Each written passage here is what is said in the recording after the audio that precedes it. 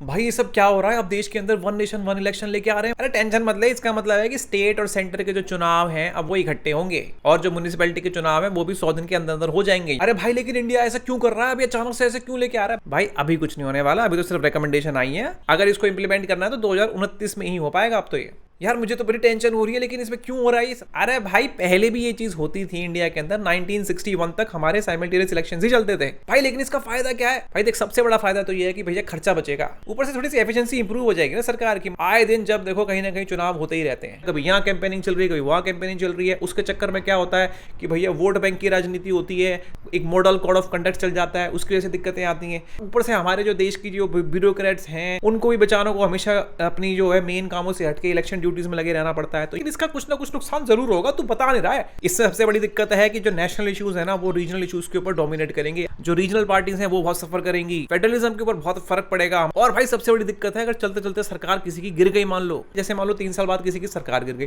तो जो 2 साल का पीरियड है ना वो अगली सरकार जो आएगी वो सिर्फ 2 साल तक ही चलेगी। उसके बाद ऐसी 5 साल वाला जो पीरियड जो चलता आ रहा है ना, फिर दोबारा इलेक्शन कराएंगे। इकट्ठे ही चुनाव हो रहे हैं तो भैया फिर ईवीएम्स भी आप एक तो यूज कर नहीं सकते, आपको मल्टीपल ईवीएम्स यूज करनी पड़ेगी, है ना। और उसका भी फिर खर्चा पड़ेगा। फिर भाई मुझे तो समझ में नहीं आ रहा क्या भाई आप लोगों को समझ में आ रहा है तो आप मुझे कमेंट में बता दो कि ये चीज हमारे देश के लिए ठीक है कि नहीं है।